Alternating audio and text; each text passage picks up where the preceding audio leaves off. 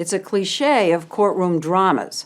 That moment when the eyewitness is asked, "Do you see the person who committed the crime here in this courtroom before you?" Well, it happens in real courtrooms all the time. And to jurors, that point of the finger by a confident witness is about as damning as evidence can get. But there is one type of evidence that's even more persuasive, and that, of course, is DNA. There have been 233 people exonerated by DNA in this country, and now a stunning pattern has emerged. More than 3/4 of them were sent to prison, at least in part, because an eyewitness pointed a finger, an eyewitness who we now know was wrong. It was hot and humid in Burlington, North Carolina on the night of July 28, 1984. Jennifer Thompson, then a 22-year-old college student, had gone to bed early in her off-campus apartment. As she slept, a man shattered the light bulb near her back door, cut her phone line, and broke in. I remember kind of waking up and turning my head to the side and saying, "Who's there? Who is it?" And I saw the top of someone's head kind of sliding beside my mattress. And I screamed, and I felt a blade go to my throat. A knife? A knife. And he told me to shut up or he was going to kill me. Her first thought was to offer him anything she had to go away. "You can have my credit card, you can have my wallet, you can have anything in the apartment, you can have my car." And he looked at me and said, "I don't want your money." And I knew what was getting ready to happen. She vowed to stay alert and study him so that if she lived, she could help put him away forever. What is his voice? Does he have an accent? Does he have a scar?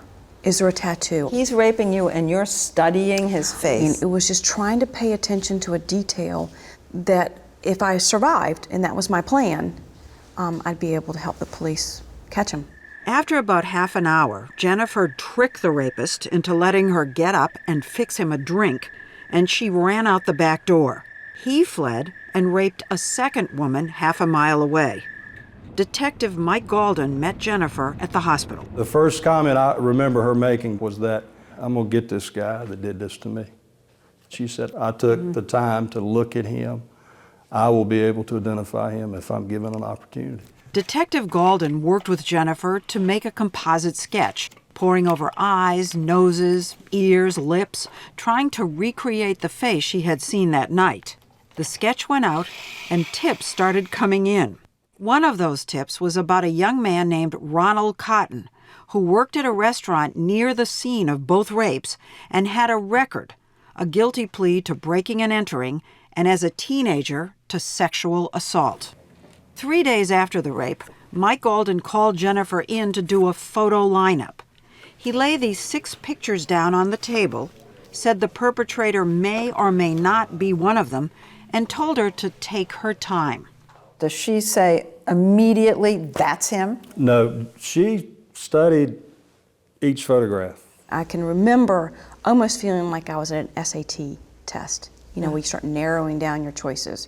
You can discount A and B and... Oh, like multiple choice. Exactly. According to the police report, Jennifer studied the pictures for 5 minutes. She picked up Ron's photograph and said, "That's the man that raped me." And you must have said, "Are you sure?" And she said yes? Yeah, oh yes, certainly. Ronald Cotton heard the news from his mother's boyfriend. He told me, he said, "Ron," he said, "the police are looking for you." And I said, "For what?" He told me, "For rape." I said, "Man, I can commit such a crime like that." Did you panic? I didn't panic. I'm trying to figure out, why. He comes in and gives me a very detailed account of where he was, who he was with that night.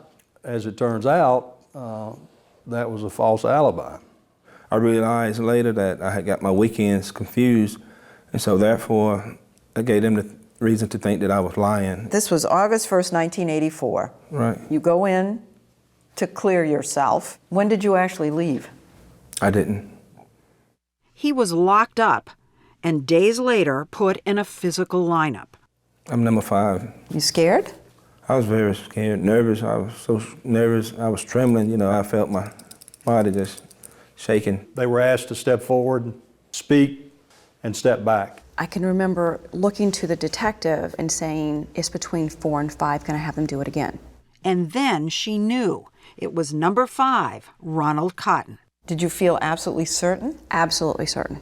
Did anybody say to you, good job? Well, what was said to me afterwards was, that's the same person you picked out in the photo lineup. So in my mind, I thought, bingo, I did it right. I did it right. In a week-long trial, the jury heard about Ronald Cotton's faulty alibi, his clothing that matched Jennifer's description, and a piece of foam found on her floor that seemed to come from one of his shoes. And most powerfully, they heard from Jennifer. When they ask you, do you recognize the man who did this to you? Did you point to him? It was Absolutely. Ron Cotton. It was Ronald Cotton.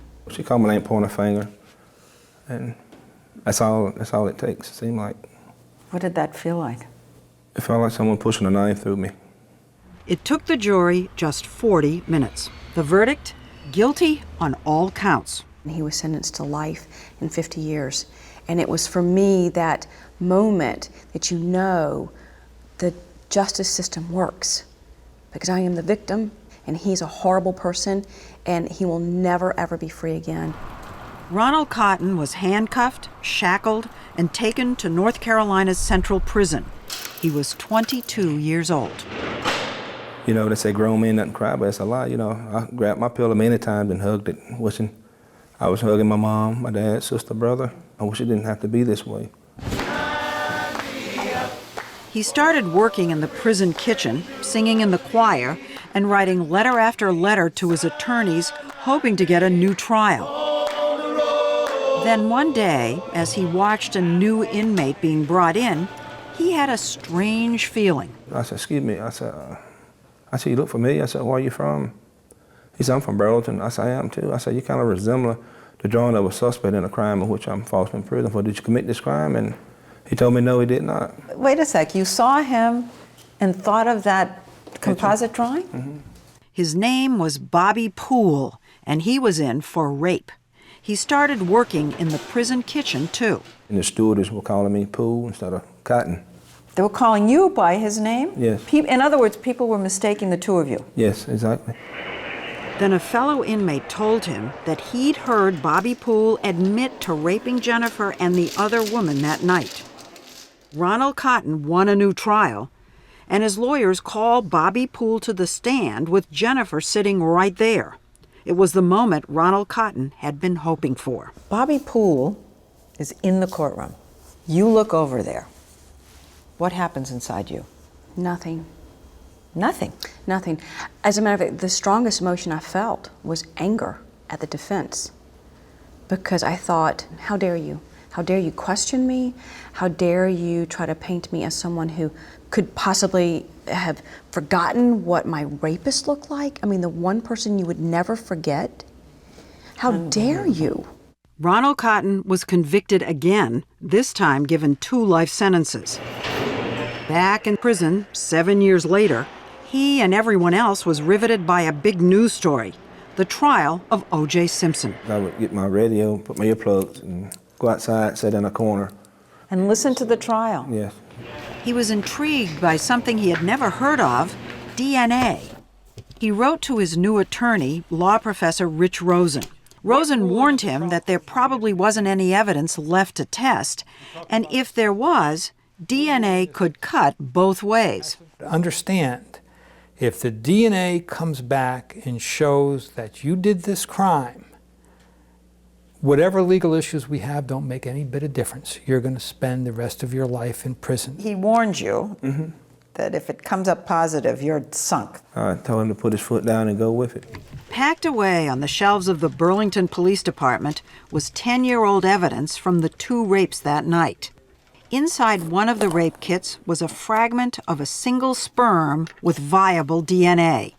It proved what Ronald Cotton had been saying all along. He was innocent, and the rapist was Bobby Poole. Within days, Ronald Cotton was back in court. You're walking out here today as a free man. This time to be released. So not only do you find out that Ron didn't do the crime, you find out Bobby Poole did. It was just utter shock, really, disbelief. I mean, by By this time, this is 11 years later. And, you know, I know that I've been involved in a case of a man's lost 11 years of his life. And I was so sad for him and his family. In the years since Ronald Cotton's conviction, Jennifer had married and had children. Are you the one that tells her? Yes. Her reaction, no, that can't be true. It's not possible, you know. I know Ronald Cotton raped me. There's no question in my mind. It was like someone had just taken my life and like turned it upside down. She cried? Oh, she cried. She broke down. I mean, she took it all on herself. You know, the guilt. You know, I did this to that man. Shame? Shame, terrible shame. Suffocating, debilitating shame. But when she thought or dreamed about that night, it was still Ronald Cotton's face she saw. To get past it, she asked if he would meet with her at a local church. I remember him walking into the church and I physically could not stand up. She was nervous, scared.